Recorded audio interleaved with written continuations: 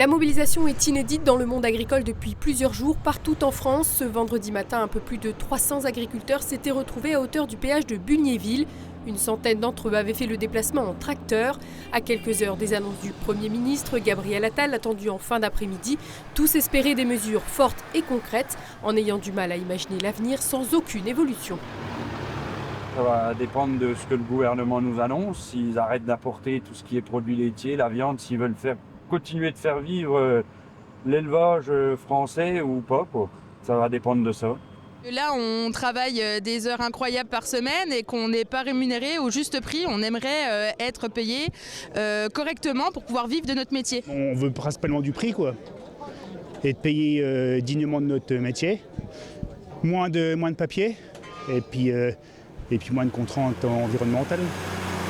Conscients que la liste des demandes faites au gouvernement est importante, les agriculteurs attendent que des propositions structurelles sur le long terme soient annoncées au Salon de l'agriculture prévu fin février. En attendant, ils réclament des mesures qu'ils qualifient d'urgentes. Ça passe par une mesure en rapport avec le GNR, là qui permet de soulager les trésoreries tout de suite. Ça passe par le versement des aides PAC en retard. Aujourd'hui, on a encore un certain nombre de dossiers PAC qui ne sont pas soldés pour des raisons inconnues.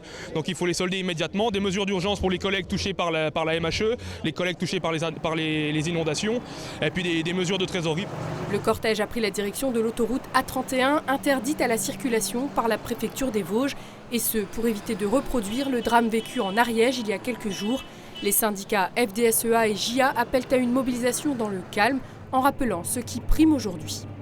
La sauvegarde de l'assiette de nos concitoyens passe aujourd'hui par la sauvegarde de l'agriculture française. Nous importons de plus en plus de produits, il faut effectivement que ça cesse et il faut que tous ces paysans qui sont là aujourd'hui, les paysans qui seront là demain, il y a beaucoup de jeunes qui sont là présents aujourd'hui, c'est qu'ils croient encore à ce métier et ce métier qui a du sens. Donc voilà, de la cohérence de la part de nos politiques, nous sommes fermes et déterminés. Le message il est clair, n'importons pas l'agriculture que nous nous interdisons de produire en France. Aujourd'hui c'est un devoir de qualité auprès des consommateurs. Il y a aussi la problématique sur, on nous parle en permanence du ministère de l'Agriculture et de la souveraineté alimentaire et dans le même temps on nous oblige de geler et de rendre improductifs 4% de nos terres en France. Donc ça c'est vraiment une incohérence la plus complète où finalement le monde agricole est en complète perplexité face à ces décisions.